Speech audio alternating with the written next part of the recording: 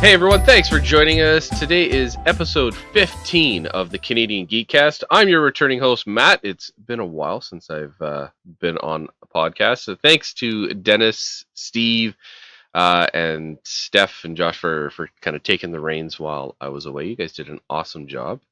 Really enjoyed, well, I was going to say enjoyed listening, but I listened when I edit as well. So Let's at least give us some credit, man. yeah, you guys did a really good job, though. Really good job. So, yeah, this is Canadian Geekcast, and every week we like to get together to discuss everything from latest video game news to film and TV. You can pretty much catch us wherever you can find your podcasts. We try to go live every Tuesday, but sometimes things get in the way, and we release on a Wednesday or so. Or if I screw up something bad, it doesn't release till Thursday when I can fix it. But normally we try and go Tuesdays. If you like what you hear, you can leave us a review on Podbeam, iTunes. We're still not on Spotify. Podbeam is still not letting us. We're still not on Spotify, and I don't know why. We'll get there one day. But maybe. Yeah, eventually. Just keep checking in. Yeah. You can also grab us on Twitter at Canadian Geek CST, or you can send us an email to CanadianGeekCST@gmail.com. Yeah, we may even read your notes or comments or review on the next show. So before we kind of dive in, I completely forgot to do that. Yeah, I was thinking that and you forgot. See what happens when I'm away for like pretty much a month? You gotta shake off the almost. rust. Yeah. So for today's episode, we've got a small group with us today. I'm joined by Steve. Hey. And the Pineapple Boy himself. It's Dennis. Hi. I told you I'd get you back after that Pineapple Appreciation podcast. Jeez. That's what happens when you make me host. I go all in on it. Never again. You can't say that. Yeah. It'll happen again sometime. It'll happen again, yeah. So thanks for taking some time out of your Sundays to join us, or to join me, I should say. Steph is on vacation somewhere. Yeah. Nice. She sent us a couple pictures in our group chat, and yeah, it's looking pretty nice where she is. Compared to what it's like outside in Toronto right now? Yeah, it's rainy right now. Oh, it's nice and sunny. It's going to be like 29 degrees in Edmonton today. It's gorgeous. Good Sunday Yesterday for you. Was really nice too. Yeah. I'll probably be spending the day indoors, my air-conditioned house. Feel that. Playing Mario Tennis Aces. Nice. Yes, it is. If you like tennis games, if you like cartoony tennis games, I highly recommend picking up Tennis Aces. I mean, it's a Nintendo game. It's really good. The only thing that I still want to figure out, because I want to be able to use it, is the swing mode. Okay. So you like can the swing. motion. Yeah. I tried it. Tried a little bit of it yesterday, but I don't know. Maybe I was assuming it was going to be like Wii Tennis, where your player actually moves back and forth. Yeah. So I just gotta practice a little bit. But I played some online. I got my ass handed. Yeah, I played a bit of the online tournament before it was released, and I got my butt handed to me. It was like horrible. No, I did the same thing. There was a moment where you could survive for long enough, but then the players just got so good. Yeah, I didn't understand, and then just got my teeth kicked in over and over and over again. Yeah, there was a moment in one match where we were just like, like you had the advantage, and it went on for like 5 minutes until he beat me or her. Who knows? Until you just get too tired of it, you're like, fine, just take the win. Just take the win. Yeah. I think I only played 4 games, and so I've got 4 losses under my belt. Okay. Yeah. But I was just playing simple, like none of the extra fancy moves or anything like that. And I do okay about 3/4 of the way through a match. Yep. And then I'd start making stupid mistakes. So I'll stick to the adventure for a bit longer. How is the story mode? I'm only just kind of starting to get into it. So far it seems it's okay. Yeah. It's interesting in that everything revolves around tennis. So it's like, oh, you can't pass this area until you beat us at a tennis match. And it's like just like real life. Yeah, just like real life. Yeah, there's tennis courts everywhere in this area of the Mushroom Kingdom. It's like there was one part you have to go into this ruins area, but you couldn't go in until you bet you beat the Dry Bones guard at a game of tennis. He's like, "Oh, I see you've got a tennis racket with you, and you're wearing your tennis outfit, so you must play tennis. You must best me at a game of tennis before you can proceed on." Like, this is great. And then once you do that, then you've got to do this challenge where it's different. Like, it's the different moves that you can do in the game to kind of get through a puzzle. And then from there, it's like a little training area where you get taught a bunch of your like your special moves and stuff. So, but overall it's not bad. Yeah, it's all right. Yeah, sweet. I've been meaning to pick it up, but Fortnite on the Switch has just consumed me for the past week and a half. I've been playing it for the last couple days, and like I even played few rounds yesterday with Josh and one of his friends. Yeah, still not. I'm still not feeling it. No, it's. I mean, yeah, sure. I have. I now have, I think, 5 kills out of like 30 games. Okay. So I'm getting up there. Yeah, but, I kind of noticed you guys were just like talking Fortnite. I was like, man, these guys are still talking about Fortnite. I'm like, okay, back to Yakuza 0 I go. Yeah, no, it was Josh is really trying to win me over. Yeah. I know he's trying to win me over, but I pulled it off my Switch. It's a game I'm never going to play solo. Gotcha. Never going to play that game solo. No. So it's on my Xbox because that's where Josh wants to play. Yeah. And we'll see. If I don't touch it again for like another month, then I'll remove it because just not for you. I get it. Yeah, it's and like we were saying in chat the other day, one of the biggest things is the loading and the waiting. Yeah, like you can jump into a game and you'll be playing for, let's say, 5 minutes, and then you got to wait and load because the game's got to load, then it's got to matchmake, then so. But I digress. Let's dive into this episode, shall we? Sure.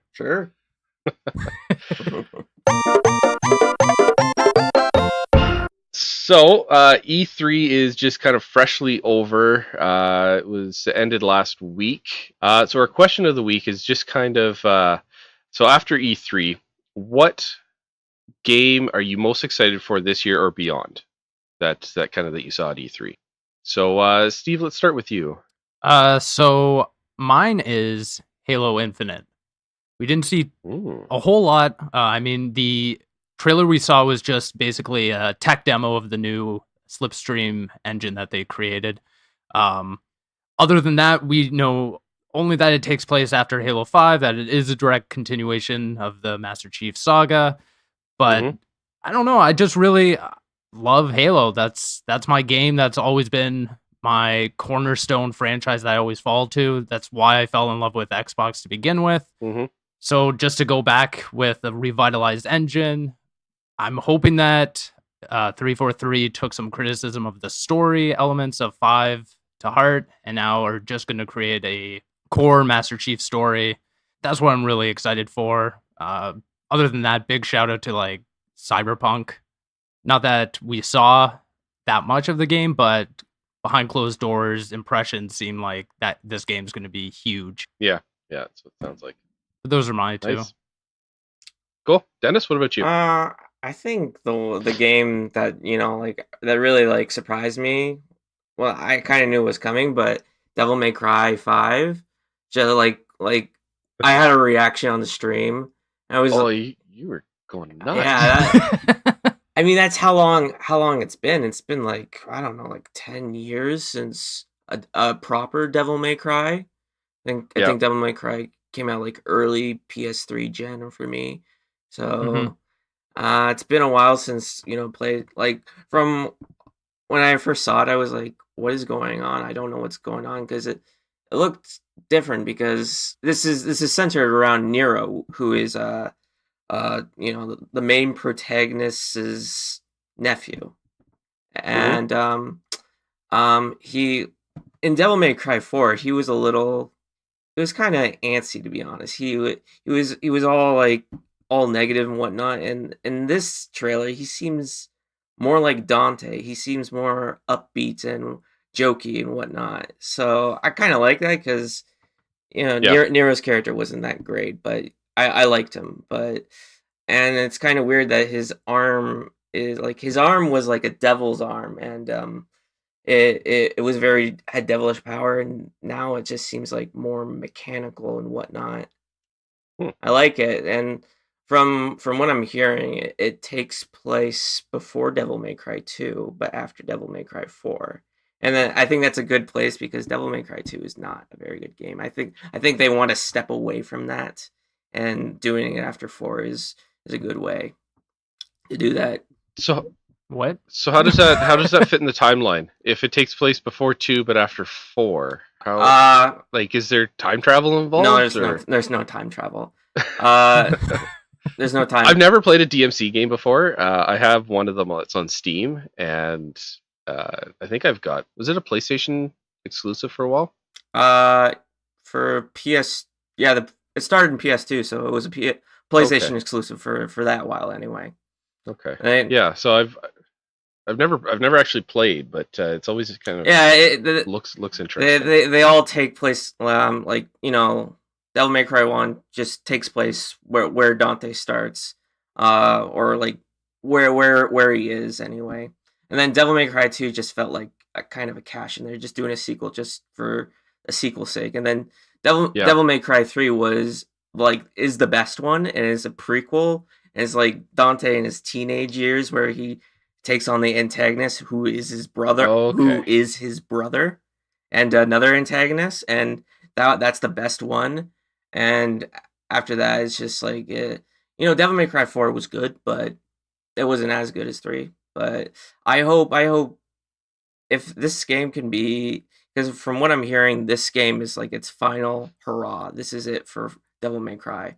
They finally want to end it, and I think if they're gonna do it right, I want to see it be done right. And from what I'm hearing, it's like 75% done.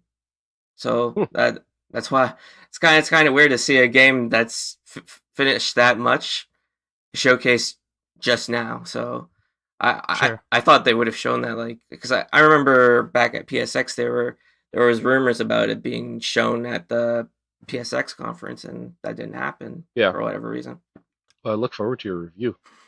Same here. Well, Dennis will disappear for 3 weeks, and then next thing you know, we'll see him again, just scraggly beard. Devil May Cry. The only thing I wish is I hope it comes out in May, because I don't really want it to come out in April because I have school in April. If it can come out at a good time, because I know it's slated for spring, so that could mean. I hope it's May anyway. It's gonna be March. Yeah. Yeah. Nice. Then he'll have to sit there teasing Dennis for a month. Yeah. Oh, you haven't played. Yeah. Your tests will be there tomorrow. Your homework will be there after the weekend. Come play. You guys. Being an adult, we don't have to worry about stuff like that anymore, right? Hey, Steve? Yeah. It's awesome. Being an adult is awesome. So much spare time for games. Yeah. And then you add kids into the mix, and then your spare time disappears. Matt, Josh knows what I'm talking about. Matt, what was your game? The one I am probably the most excited for, and I'm sure Dennis probably already knows this, is the Tales of Vesperia. Yeah. I was absolutely shocked that we were seeing the Tales game come back, especially the Vesperia game. Played it on 360, absolutely loved it. Sadly, I never finished it because the Xbox One came out, or I got my Xbox One and my 360 moved to the basement, and so I hadn't really played it. And I was really hoping it was going to come out on BC, but game never made it there. But at least now I've got this, and it's going to be all nice and pretty and enhanced and everything. Yeah, and plus it's not an exclusive anymore. It's coming to PS4 and Switch as well. Yeah, that too. So now I'm actually torn. Yeah. Of which platform am I going to get it on? Am I going to get it on Switch and be able to take it with me wherever, or am I going to get it on that One X and get the 4K HDR enhanced? Right. It's a tough call. Yeah. It is. Yeah. If I get it on Switch, it's going to look as good, if not better, than it was on the 360, I think. Yep. So there won't be any reduction in visuals. but yeah, playing it in 4K on my 55-inch TV is kind of enticing. So over the years, I've heard a lot about this title, specifically this Tales game. Specifically, yeah. What? Excuse my ignorance, but what makes it so great? Like, what is it about it that everyone just clamors about this game? To be honest, this is kind of my first entry into the Tales series. Okay. I've got a number of Tales games, and I never really played them, but so this is my first entry. And I don't know, the thing I like about it is the like I like the story. The writing is I find is quite funny, and even some of the characters. Yeah, it's for me. It's mostly the story. Cool. No, I was I just know curious. I'm not selling it very well. But. No. I was just really curious because a lot of people, when they talk about Tales games, they talk about Mysteria. Oh yeah. The thing I think I also really like about it is the writing. There's a lot of humor in the writing, especially among some of the characters, and just the way they interact with each other. And then depending on like it's I found myself there was a couple times where I just have to put the controller down. I'd be laughing so hard at at something that was said, or and it's not just little bits and pieces. Like there's bits of humor strewn out through the whole thing. It's really good, and the gameplay is very fluid. It's very smooth. I didn't like even on the 360. I didn't notice really any issues. There was no frame rate issues or anything like that, and it's all hand drawn. So it looks really nice. All the animations, the voice acting is really well done as well, I think. So that's a nice part about it as well. Yeah, that's always something the Tales games does very right, is the voice acting. Even from the ones I've played on PS3. Yeah. Cool. Yeah, that's good. So so I'm really looking forward to when that comes out, but it's ultimately, I don't want to get it on both platforms because otherwise that'll be like LA Noire for me. Yeah, sure. I've got it on Xbox One and I've got it on my Switch. And the only reason why I bought it on my Xbox One is because it was part of that game sale, that the Black Friday sale, so I got it for dirt cheap. But I've not really played much of that one, and I've completed most of the game on the Switch. But I mean, you got a telltale decision on your hands. Yeah, I'm thinking though. I'm just gonna get it on Switch. Okay. Personally, but for the portability. Exactly. Well, I would say we should dive into the meat of our episode, shall we? We shall. Let's go. All right, so our first topic, we're kind of continuing on that E3 train a little bit. It's our post E3 thoughts, kind of what we thought overall of the conference, everything that we watched, everything that we saw, kind of how you felt about this year's E3 as a whole, as well. Dennis, why don't you start us off with kind of your overall thoughts of E3 2018? I think it was kind of a weak E3. Like there was a lot of like good stuff, but it didn't really have that impact that like previous E3s. Like when I think about like E3s like way back, I kind of think of like E3 2010 when Kevin Butler came out. That was like such a good moment. It was like it was like one of those E3s I never saw live stream because I don't think they had live stream capabilities until the next year maybe, or. No, I watched E3 live in 2010. Okay, yeah. Maybe I just didn't watch it at a time.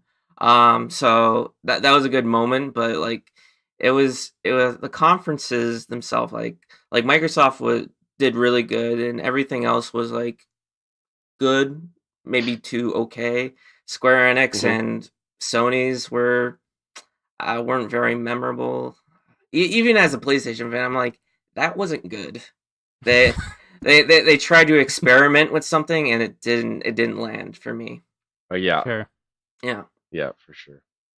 Steve, what are your thoughts? I thought it was very whelming. Not overwhelming, not underwhelming. It was just whelming. Yeah. It's whelming, there were definite highs. I would say I would agree with Dennis that I think Microsoft had the strongest conference of the bunch, but then there were a lot of lows, particularly the Square. The first third of the PlayStation conference was mismanaged and awkward for viewers. EA's was kind of just all over the place. So it didn't really capture me until Anthem. And even then, it kind of got bogged down by like dev talk and weird little things here and there. The pacing was off. A little bit, yeah. Even Bethesda, I think Bethesda has been on a streak of really great conferences these past few years. But when we were watching it live, they had that Andrew WK performance.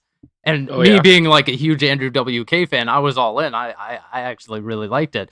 But Dennis and Steph were sitting there and they're like, wow, it's still going on. It's still going on. Yeah, it kind of went 2 minutes over. And that guy was wearing 2 minutes over, very specific. And that guy was wearing some very tight pants too. Tight white pants, that's his staple. But you could even tell the people in the audience, they weren't into it.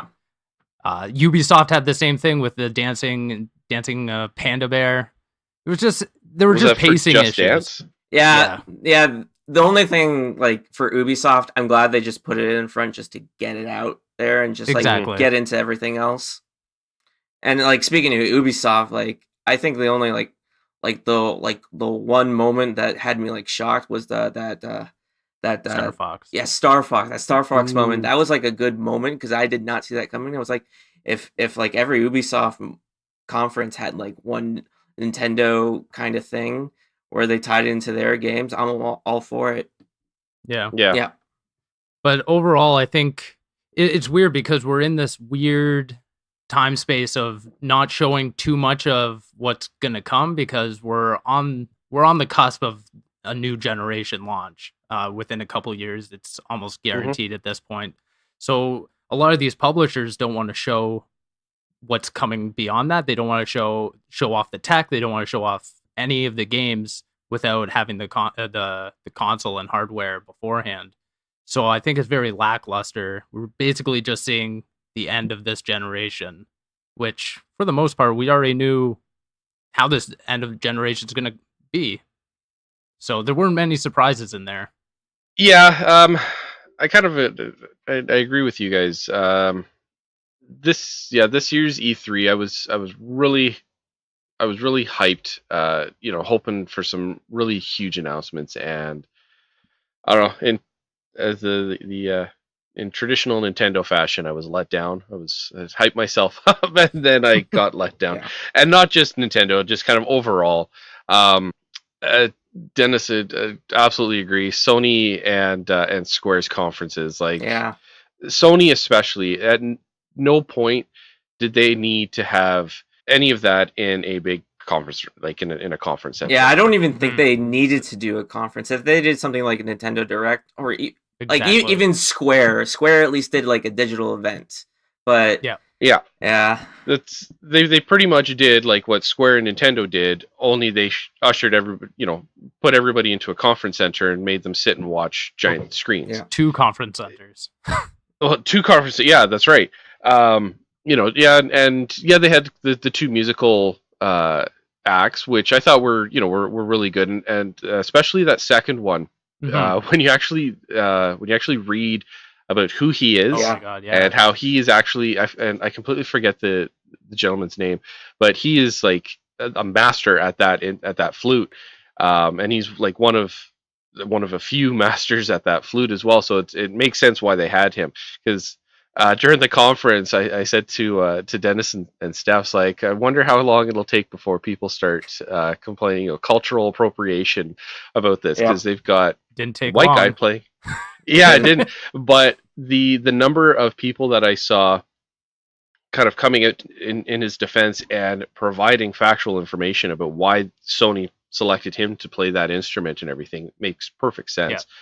But yeah, Sony's overall, the way Sony did everything with that intermission, the whole bit, it was just it was good. Nintendo's, I was really hoping to see stuff about Metroid Prime 4, because they teased it last.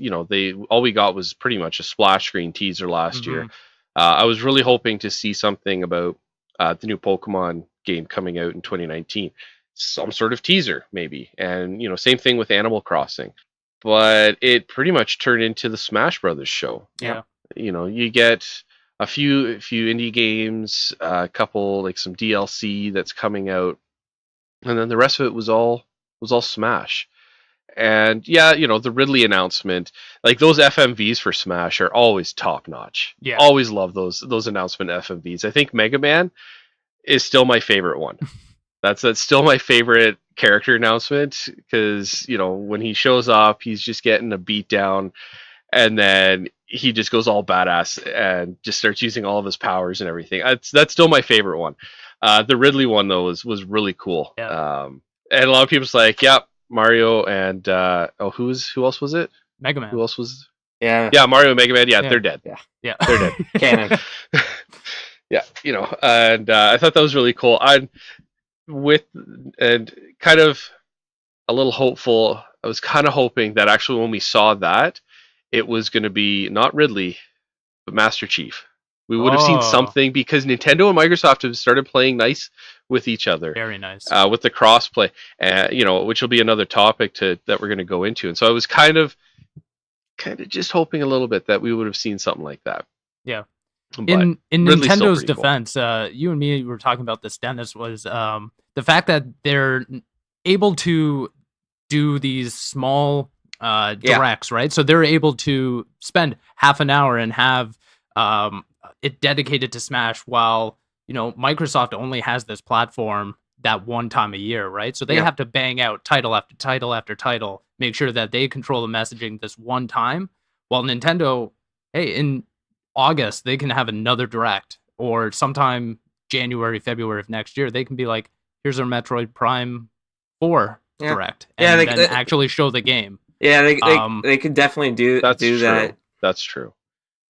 Yeah. So their method of messaging is really unique in that they go off on their own. They do what they want to do when they want to do it. So yeah, it's disappointing that we didn't get Animal Crossing, we didn't get Pokemon 2019, but that just means that we're gonna get a half an hour direct focused on that sometime down the line. That's true.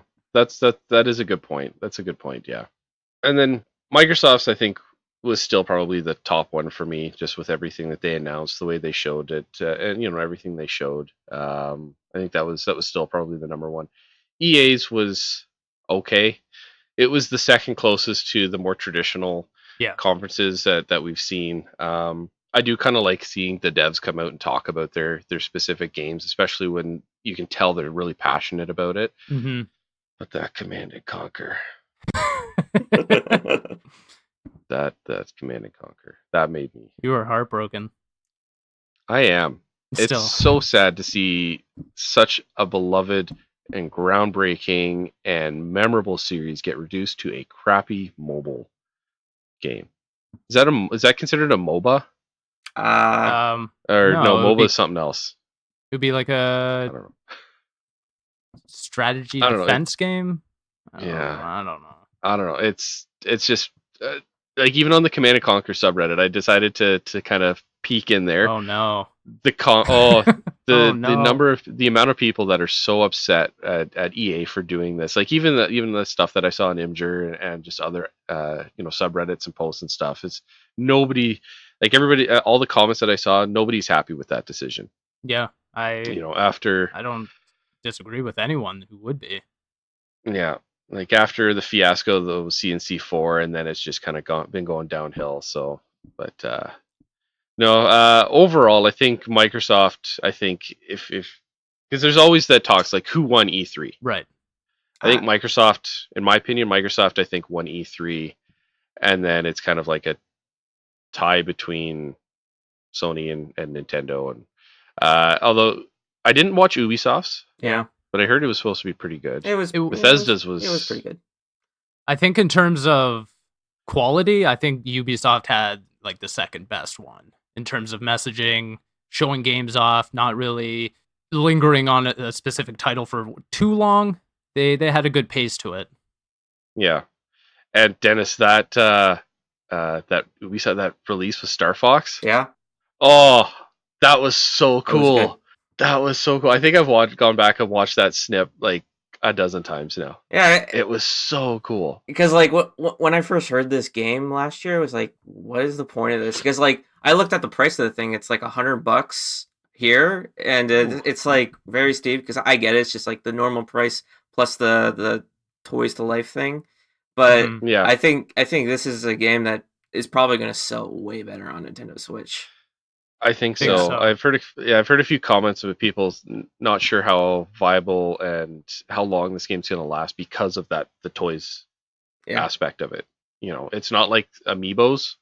Sure. Right. You know, and I think and I'm wondering if they saw the mass success that Amiibos have and like, well, how can we cash in on that with something similar? But we'll see. I'm definitely picking it up though on Switch. absolutely picking it up on Switch.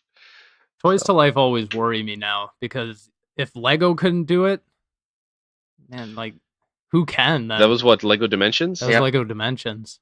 Yeah. Well, how did was it Disney Infinity? Was that theirs? That was theirs. How did that do? Closed. They couldn't survive. There wasn't enough demand for it. Yeah, and so they shut that down. They shut Lego Dimensions down. Skylanders. Is Skylanders still a thing? I don't think so. I don't know. And like I remember watching. And sorry. And when that Disney Infinity studio closed down, that was pretty much like Disney's way of getting out of the video game industry altogether. And oh, really? And now they're just like forming partnerships instead. That's what you see with like a Square Enix's Avengers game that wasn't really shown this E3, but yeah, gotcha. Yeah, and that's what you see with like Spider-Man. Like they're just trying to form like relationship with good developers instead of creating their own developers. Yeah. Gotcha. Yeah, I watched my brother play the Disney Infinity on his PS4, and I thought that was kind of neat. Mm-hmm. You know, the different figurines will make changes to the levels and stuff. And I thought that was kind of interesting. But cool. Any other thoughts? I just want to mention one thing about like this is our first E3 as a group, and yes, it was kind of interesting because like we tried to do Mixer this E3 and we were pretty successful. There was a little complications with early on with me. But Steph was trying to learn XSplit to do the streams, and she taught me a little, and I did pretty good with them. As we got later on in the streams, I kind of learned my way how to do this pretty well. So I would say so. Yeah, so that like you guys did an awesome job. Even though it was an underwhelming E3, it's E3 I'll remember from the technical side anyway. Yeah. Yeah, I'm actually quite impressed with everything that you guys were able to accomplish, because I just kind of sat back and watched, and I think it was on two streams. I was on the Microsoft and the Sony ones, and with how quickly we got everything up and running and overcame the few technical hiccups, very impressed with how you guys all pulled it off. And even if I wasn't able to be on, I still watched as well. So I still watched every stream. So yeah, it was really good. Good job, guys. Yeah. And if you wanted to catch and kind of rewatch any of our streams, you can go to mixer.com, and our account is Canadian Geek CST. You should be able to see those on there. If not, I don't know. Maybe I think I'll try and pull them off of Mixer just so that they don't get deleted, and we'll upload them to our YouTube channel. Good, cool. Because yes, we have a YouTube channel. Yeah, we do. And every podcast episode is available on YouTube. Yes, that's a plug. Great success. That's a good plug. It's a good plug. Yeah. So if you can't see it, you can also grab us on YouTube as well. You'll be able to catch those there, as well as listen to every podcast episode. All right. So with our E3 thoughts out of the way, we are going to dive into our second topic. All right, Steve, why don't you take us away? Sure. So coming off of the heels of E3, Nintendo initially launched a trailer for Fortnite coming to the Nintendo Switch. After this, a couple days later, we got some news that, Nintendo Switch is going to be fully crossplay with Microsoft, PC, mobile, all the jazz. And then people started catching wind that PlayStation 4 players have been locked out of their Epic accounts had they played on PlayStation. So this caused a big uprising on the internet. Everyone started getting angry. Then people started questioning, well, this is crossplay. What are the pros, cons on it? But then Microsoft and Nintendo doubled down on this and created a whole marketing campaign on crossplay for Minecraft. There was this whole, basically we got some screens at the very end, like create together, survive together. There was one more, play together, something like that. Together, something like that. Yeah, something like that. So they're definitely double downing on this whole initiative that, hey, if you're on Xbox, play with whoever you want. If you're on Switch, play with whoever you want. So these two cornerstones being Fortnite and Minecraft right now, two of the biggest games out there right now, they're really, pushing for these cross-play initiatives. And now people are kind of in their own, civil war about whether or not this is this is great for gamers, bad for business. People are arguing all around, and I just kind of want to get your guys' insight on this and thoughts, concerns. Dennis? I don't really know what to think about it, to be honest. I'll be honest, I don't really care about crossplay. I'm a very single player gamer, so it really doesn't do much for me. Mm-hmm. But seeing this is like, it's very anti-consumer for Sony.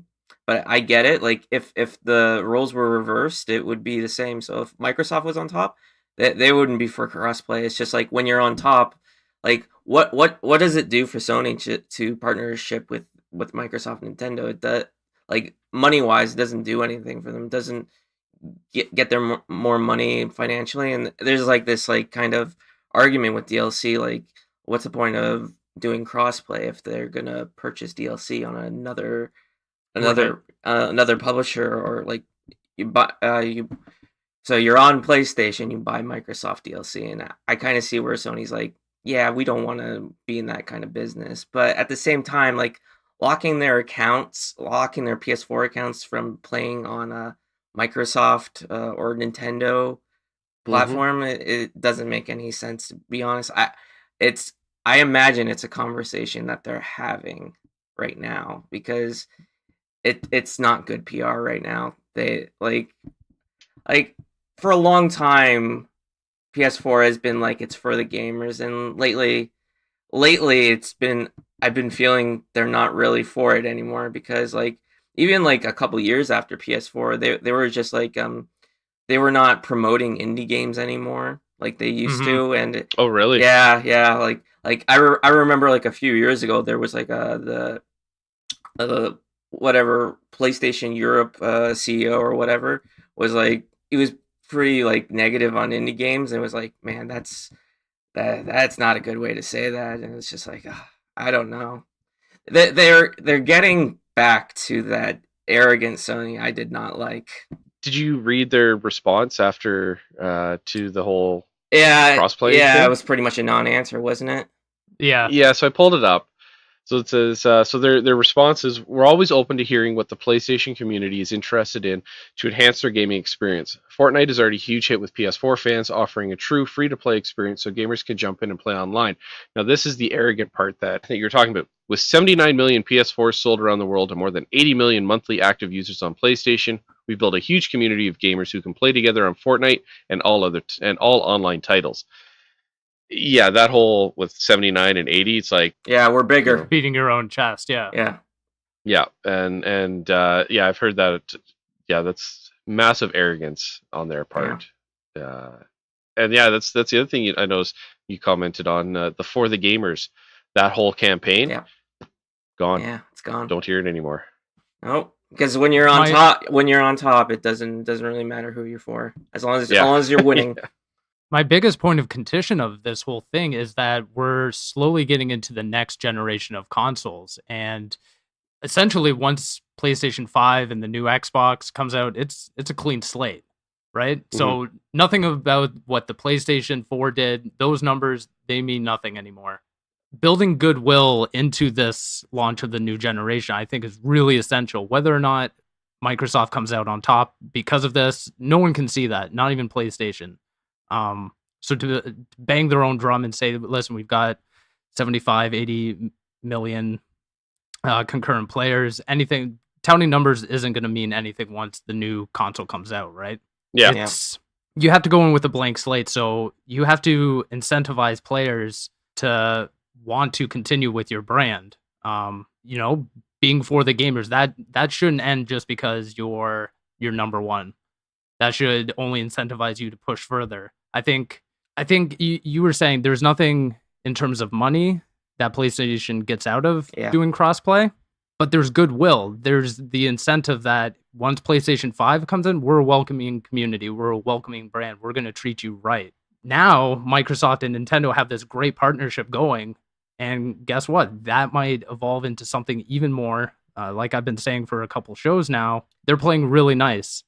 And whether or not that ends come the next generation or that evolves even more, that could be what Microsoft needs in order to give PlayStation a stalemate. I had a thought and I was like, I forgot it now. What was I gonna say? Oh, I forgot. Yeah.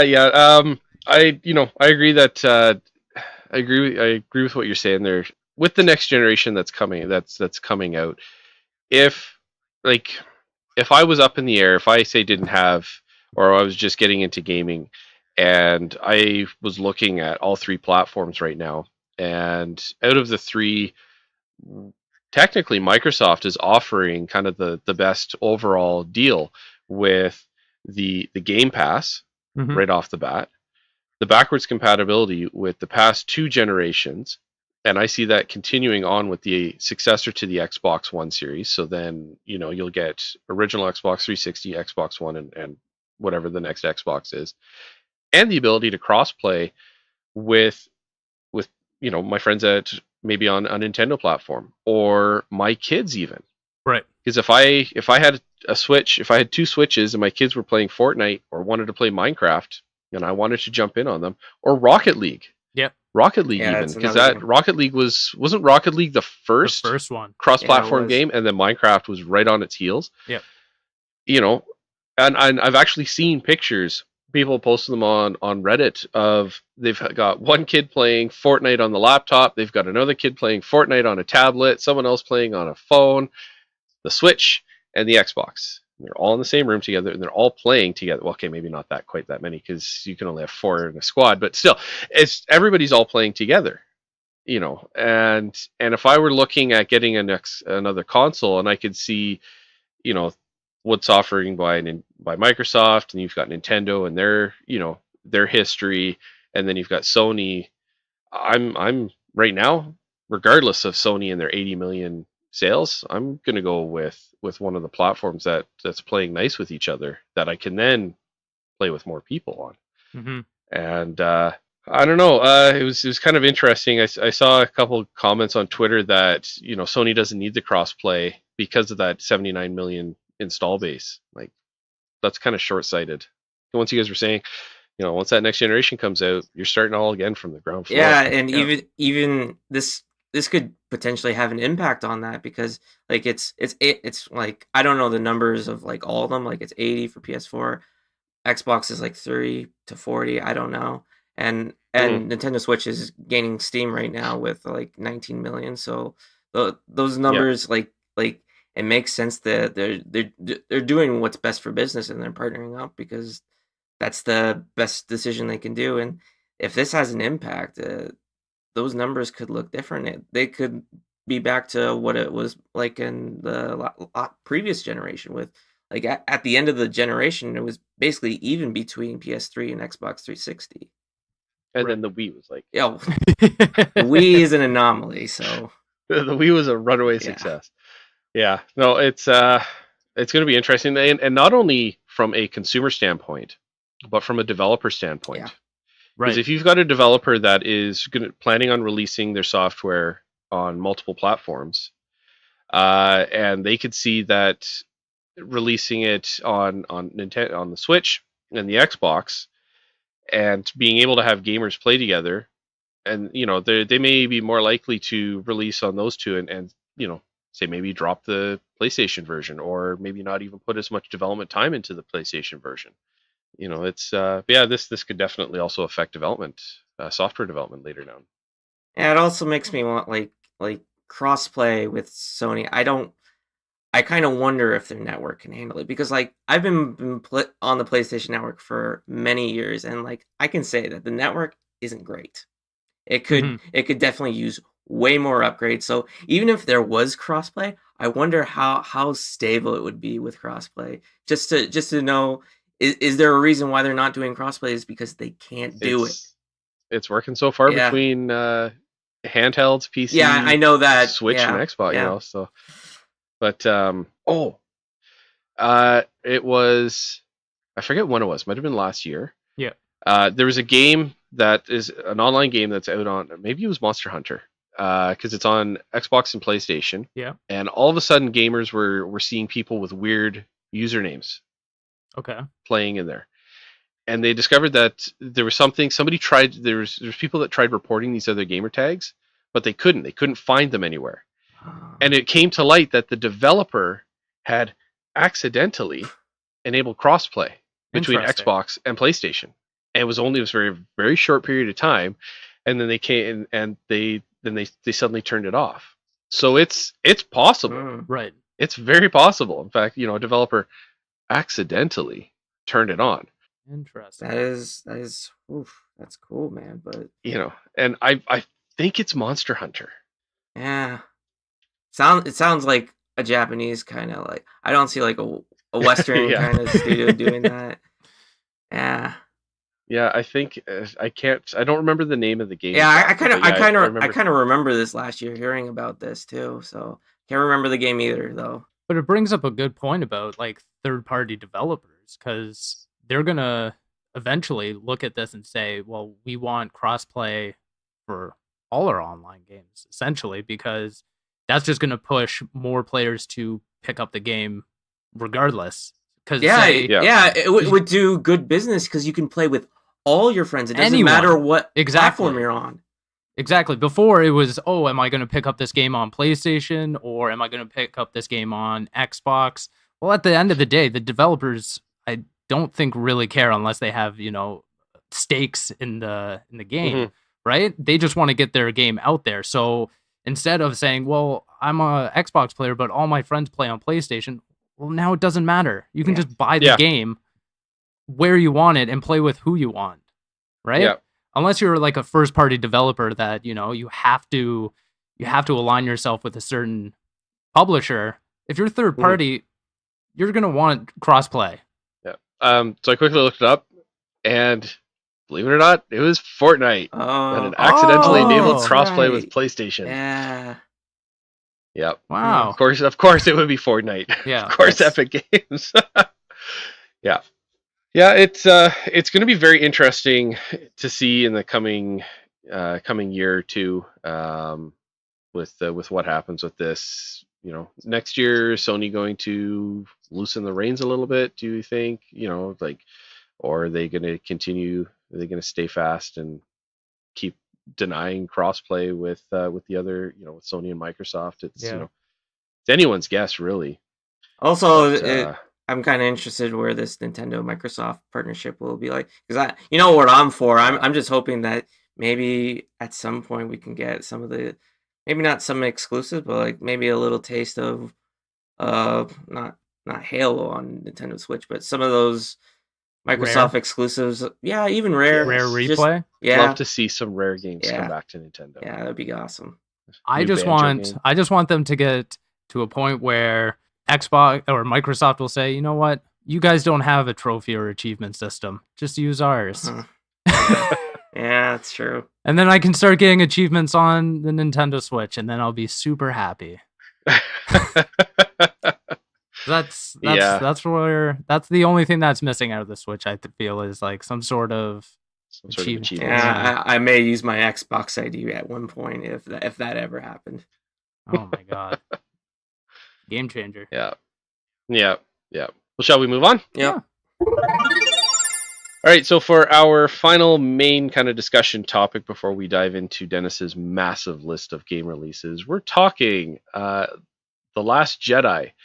And so not specific, not well, we're talking Last Jedi in kind of a weird way. It seems that there's a group who is calling for a remake of The Last Jedi. And they've called out, I think they've called out Disney, saying that their team of producers and their studio is willing to remake The Last Jedi because they feel that it is a, well, poor film. Definitely Last Jedi, I think, has had its fair share of bad reviews and people kind of crapping on it, I guess you could say. Yeah. I liked it. Mm-hmm. Blue milk and all. that scene with the blue milk and with Luke drinking it, that still just kind of weirds me out. But overall, I thought it was a good film. I quite enjoyed it. I was really excited to watch it. Dennis, I think you just watched it too. Yeah, recently. for a long time I just put it off for a while because I didn't put it off because of the criticism. I just didn't have time to watch it. And like I was hearing like, Josh was talking about this Last Jedi remake, and he's not a fan of the movie. And I like when I heard that I was like, I'll just watch it. So I watched like most of it one day, and then I watched a lot like the last hour last night, and it was a really good film. It's like I would say it's like one of my like, not including the original trilogy, it's probably like one of my favorite Star Wars movies in recent memory. Yeah, I quite liked it. Like, and it really showed an interesting side to Luke as well. Like, especially dealing with Kylo. Yeah, right. When he was training him and everything, and kind of what exactly happened, in that part. Steve, what did you think of the film? Initially in the theater, I was all about it. I loved it a lot. I was super high on it. There were definitely some problems with the movie, but I was super positive on it, saying that, like Dennis said, that it was probably one of my favorites of this new Disney initiative for Star Wars. Then I got the Blu-ray and I watched it, I think, like last month or something. I finally got around to rewatching it. I didn't love it as much. It's still a solid movie. They definitely took some risks.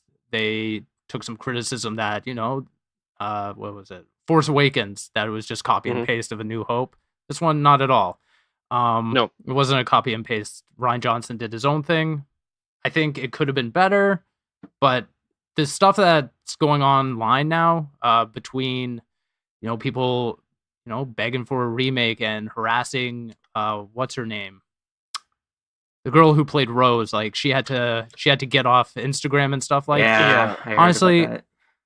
Grow up. Seriously. This is annoying. It's not a good look for the fan base. It's killing like my anticipation for future Star Wars movies. It's just becoming annoying. Yeah, and it's very true that, and I've heard that it's Star Wars fans are killing Star Wars. Yeah. It's they're the ones that are causing the series to to go down. When you look at, I've heard that the Solo did not do very well in theaters, and you look at Star Wars fans, it's just I don't know. Star Wars fans are almost as bad as console fans in terms of how rabid and and everything they are. I was even seeing a thing like Rian Johnson is posted even on Twitter, replied to the tweet saying, I saw just that. please. Yeah. So it's like, is it, is he really want to remake it or what? Like even Seth Rogen. I think he's just trolling, to be honest. Yeah. I think so. Yeah. Hopefully. Yeah. Seth Rogen was even kind of calling out that Twitter account. Oh, really? Yeah. So it's interesting, the entire Twitter, the Twitter stream, like, so this remake The Last Jedi account to say they're consulting with Star Wars fans directly through the writing of the remake of The Last Jedi, as the plan to remake a version of The Last Jedi that is as close to universally accepted as possible. Like, stupid. So dumb. Consulting with Star Wars fans on a Star Wars film is probably one of the worst things you could do because of how they are. Yeah. So, and then so Seth Rogen says, I'm very concerned as to what your goal is here. You literally want to spend $200 million remaking The Last Jedi, and someone is giving you that money. And so they're like, no, not just spend, invest, good return of interest. And It's like, how do you get investors without a script or stars or director or legal ability? That's a key point there. Legal ability. You kind of need that. To me, yeah, a little bit to make this movie. It's like those have been important elements in the past. So this group feels that they are going to just based on the brand, going to get investors without actually producing anything so far. And then to get the legal rights, we would need a meeting with Disney, which would require getting their attention. It's like, so, they're kind of hoping that they're going to catch somebody's attention at Disney. I don't know if this is going to end the way they want it. I think I know where this is going to end. Probably in court, maybe at worst case scenario. Yeah, probably, yeah.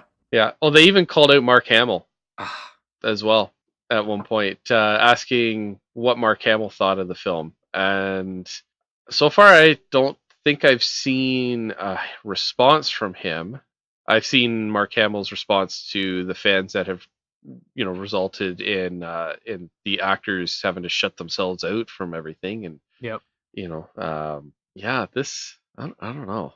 I think this is just dumb. It's dumb. It's obnoxious. Yeah. I mean, you're looking at a franchise where people are now, begging for a remake of The Last Jedi. But did everyone forget the Attack of the Clones? That was a movie. That was a horrible film. Like, sure, we didn't have Twitter at the time, but I mean, if there's ever a movie in this franchise that you're gonna want to remake, it's that one. Or the prequel trilogy. Just remake those if you're gonna remake anything. Like, you're kidding me, right? Yeah, it's obnoxious. Eliminate Jar Jar Binks from the series. Actually, I kind of remembers like an online petition about remaking the prequel trilogy, but that hasn't catch a lot of steam more than this remake. Yeah. And it's thanks to social media. Yeah, that's it. And yeah, Steve, you're right. If Twitter had been around and if social media had been a lot bigger during when the prequel trilogy was out, we would have seen stuff like this as well. Honestly, I'm kind of hoping that this is one of those things that quickly the wind gets pulled out of their sails and quickly dies off and is talked about, in years. Like, remember when the group of idiots tried to remake the last, remake The Last Jedi because they didn't, because they were butthurt over it. But I'm just shocked because we're 6 months after the movie's release in theaters, and people are still talking about it. Like, let it go. If you didn't like it, great, move on. Watch the original trilogies again. Who cares? There's going to be another Star Wars movie. Not every film has to speak to you. Not every film has to be crafted to your liking. If you liked Rian Johnson's take on it, great. You have another trilogy from him that's outside of the Skywalker saga. If you didn't like it, well, J.J. Abrams is coming back for 9, so hold your reservations and see the finished trilogy for what it is. Yeah. Who knows? It might be really good. He might be able to... Look, I'm not saying that Last Jedi isn't without its faults. I've said that many times. But until we know exactly where this trilogy ends and how it ends, I don't think it's fair to really break it apart and harass people that were involved in it.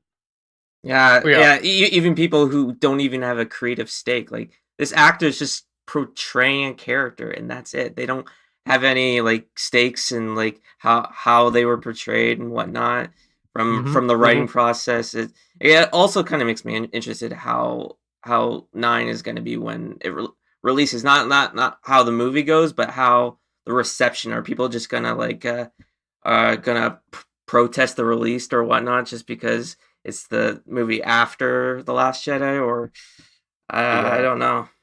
I think people, whether or not it's a good movie, are just going to praise it because their homeboy Abrams is back. You're going to say, good, Rian Johnson's gone.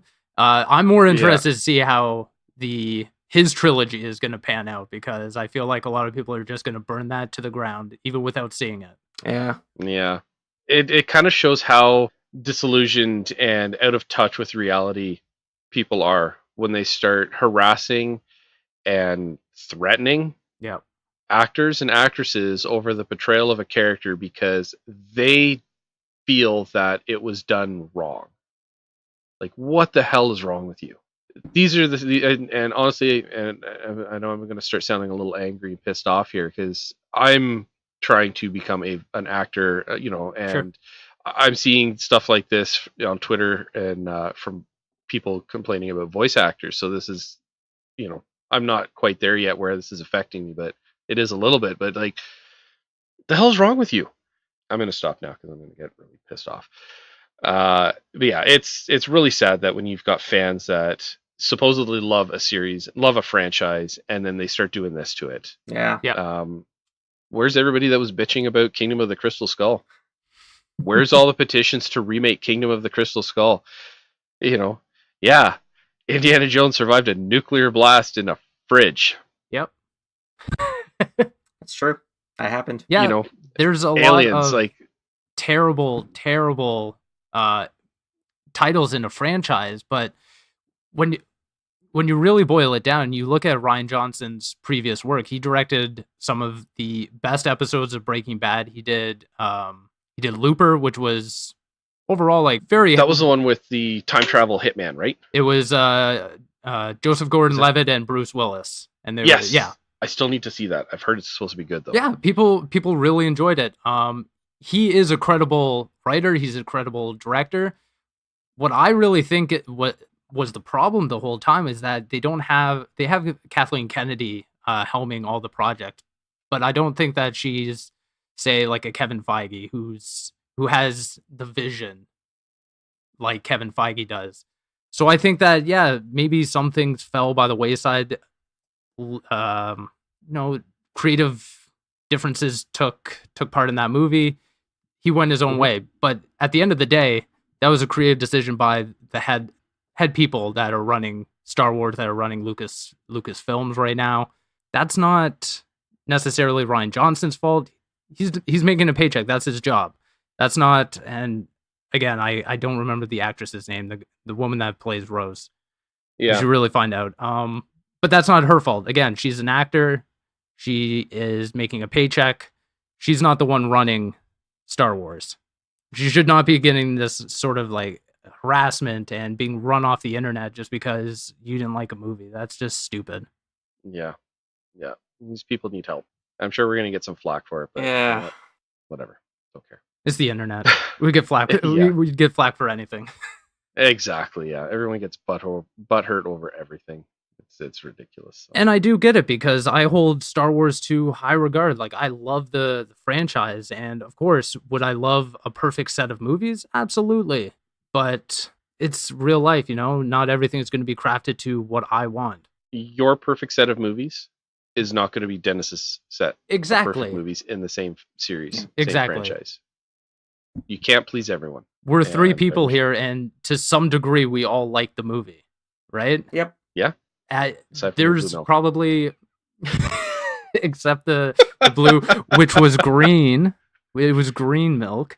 Turquoise. Turquoise. But there's probably 100,000 people out there that watch the movie and they're saying this is my Star Wars movie, whether or not this is the first Star Wars movie they saw or the 8th, the 9th, the whatever it is. This could have spoken to them. So are you going to take that away and remake the movie just because you didn't like it? That's ridiculous to me. I'm sorry. I think it's time we move on. Yep. Yeah. Because I think this topic, if we keep going on this topic, we're just going to keep dragging on, and I think the three of us are just going to get more and more angry and upset. So I think it's time we move on. Don't be stupid on the internet. That's all I'm asking. Be nice to everyone. That's true. Yeah, absolutely. Yeah. Although, as one last aside, did you guys see the Jay and Silent Bob movie? Yeah. Yeah. They're doing a remake, right? Something like that. But the way they handled the criticism at the end of the film, where they track down everybody, beat the living snot out of them. I love that. Yeah, I absolutely love that one. So, yeah. That's what you do. Yeah, that's what you do. Yeah. All right. Well, I think we are going to now move on to our final topic of the episode, and our favorite topic. Absolutely. Yeah. All right, Dennis. It's the moment you've been waiting for. You're preparing your whole life for this. It's the biggest release we've had to date. Yes. Are you ready for it? I'm ready to hurry through it. Yes. Ready to All right, rumble? Yeah. take it away. So this is topic 4, video game releases of the week usually, but for this topic, it's video game releases of the month because I'm literally going to go through video game releases that came out from June 9th to July 5th. So a lot of these games have already come out and some are about to come out. So if you're for that, let's get into it. So quick aside, yeah. sorry. The reason we're doing this is because we will be absent next weekend, as it is Canada Day. Yeah. So to do a little catch up, we're going all the way to the 5th. Yeah. Cover our ass. Yeah. Yeah. Yeah, because a lot of us are going on vacation. I'm going up north a bit to a lake. I'm in my cottage. Nice. So excited for that. Sun's out, guns out. Yeah. Okay. Okay. So first game on June 9th, Unravel 2 came out on Xbox One, PS4, PSC. That was one of the surprises from EA's conference. They really didn't expect a game to be available now. Mm-hmm. Yeah. Speaking of available now, on June 10th, Prey Mooncrash DLC came out on Xbox One, PS4, PC, as well Fallout that came to PS4 and Nintendo Switch same day. Fallout Shelter. Yeah, Fallout Shelter. That's what I said. I'm sure you say Fallout. Yeah. Fallout Shelter came out on June 10th, PS4, Nintendo Switch. On June 12th, a Nintendo Switch launch title, Super Bomberman R, is finally coming to Xbox One, PS4, PC. It came out on June 12th. They also got that cute little Master Chief Bomberman. Oh. Did they? Yeah, for the cute. Xbox, Nice. yeah. Oh, that's cool. PlayStation got one as well. I can't remember who it was. Maybe Ratchet or something. Who knows? No, I can't remember. On June 12th, Jurassic World Evolution came to Xbox One, PS4, and PC. Well, there it is. Yeah, there it is. Omega Strike came to PS4 on June 12th. After that, a game we had a conversation about earlier, Fortnite, came to Nintendo Switch on June 12th. With all that crossplay between Xbox goodness. That glorious crossplay. Yeah. So much crossplay. Yeah. On June 12th, Hollow Knight came to Nintendo Switch.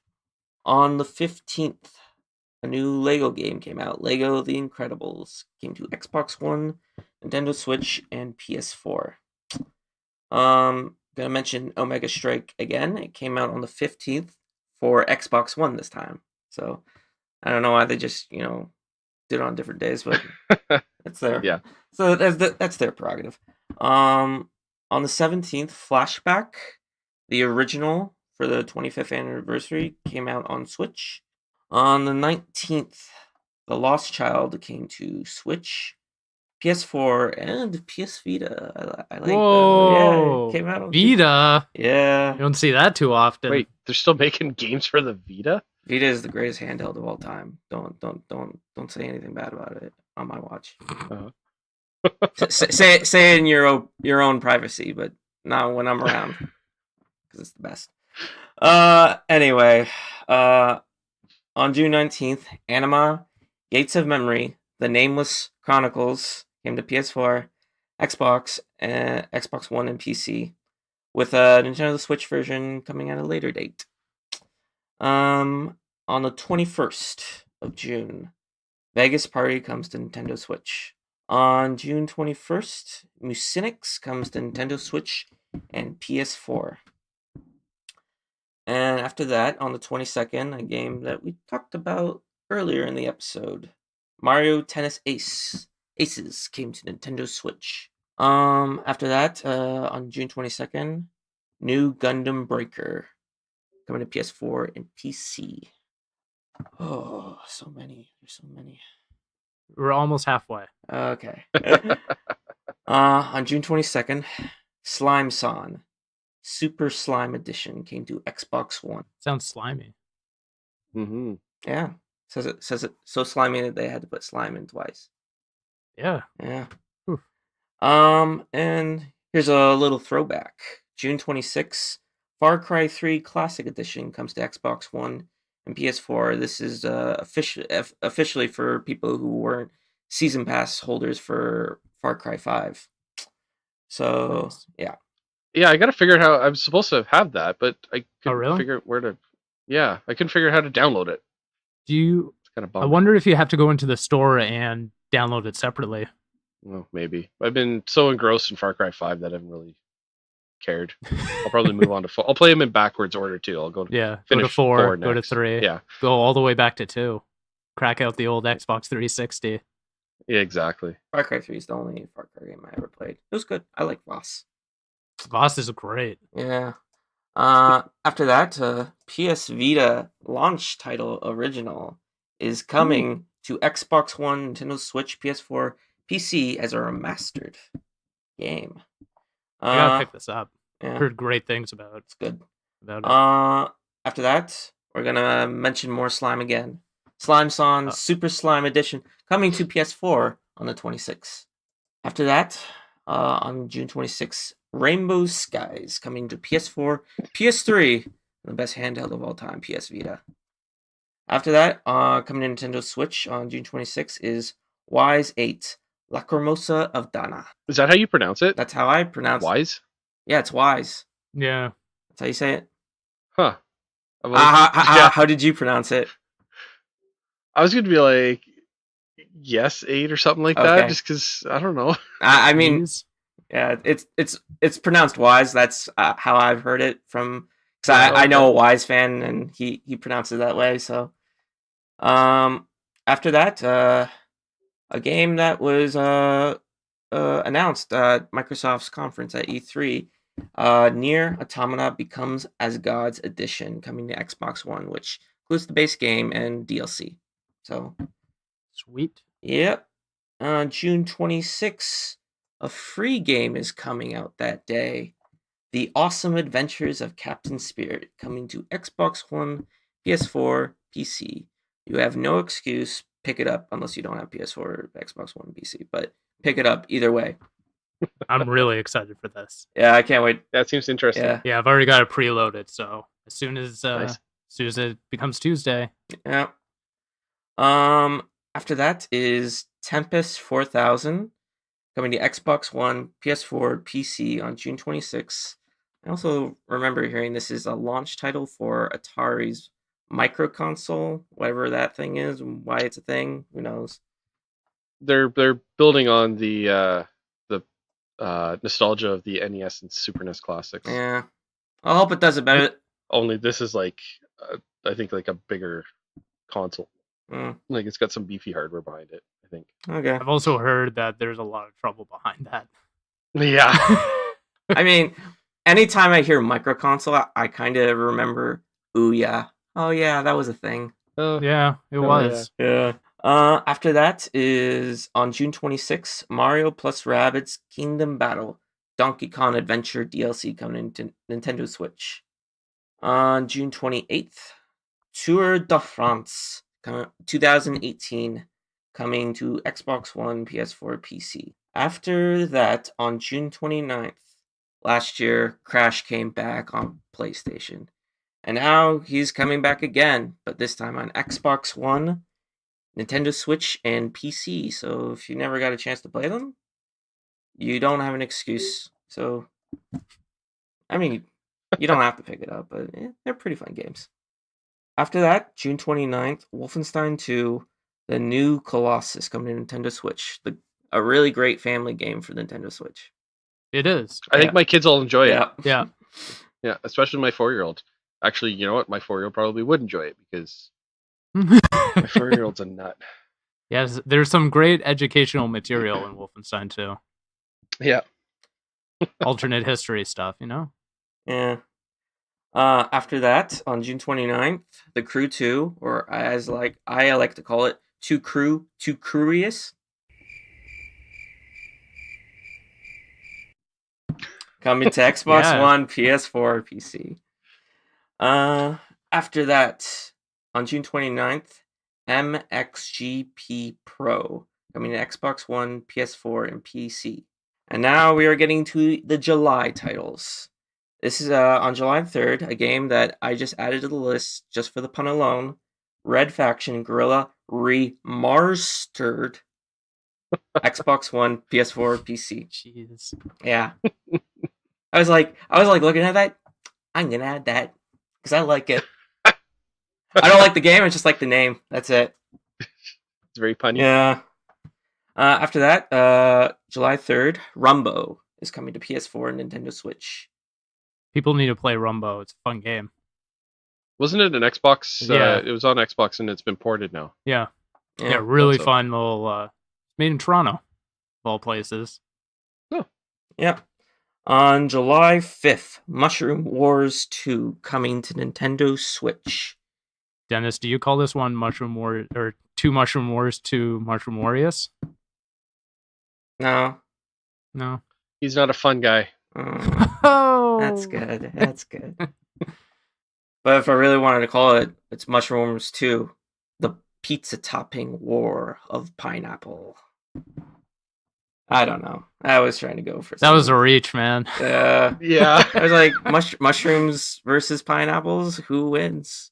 Me. The Civil War? Maybe. I don't know.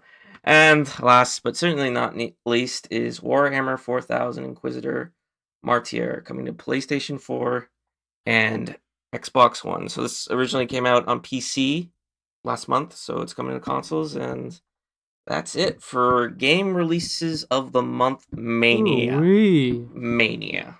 Wow. I guess if we had to release the original episode 15, your list would have been much shorter. Yeah, it would be. I think it was like 25-ish, and this is 36, I think I counted. Yeah. Yeah. The good thing next time it's going to be way shorter. Well, thank you, Dennis. That was a phenomenal list. Yeah. As always.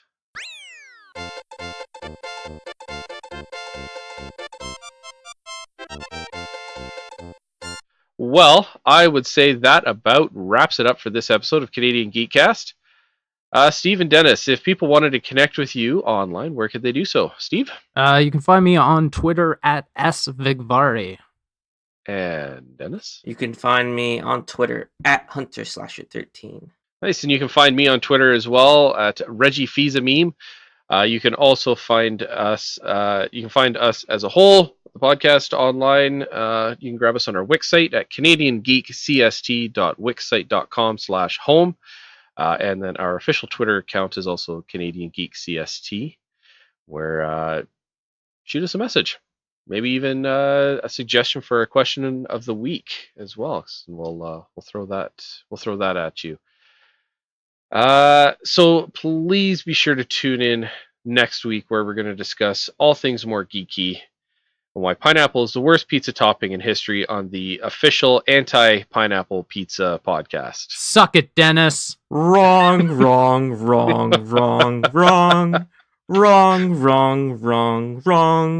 You're wrong. Sounds like a grandfather clock. You're wrong. Oh, that's from Scrubs. Dr. Cox said that. Yes. Yeah. Oh, yeah, that's right. Yeah. I probably did it worse than he did, though. He has a very angel voice when he said it. He does, yeah. Yes, he does. And that'll be on the next Canadian Geekcast.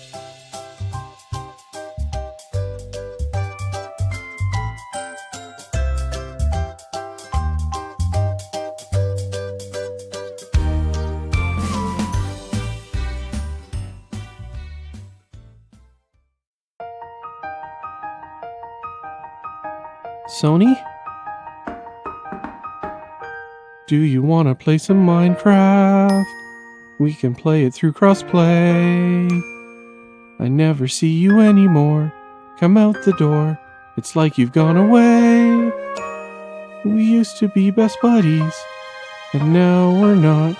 I wish you would tell me why. Do you want to play some Minecraft? We could even play some Fortnite.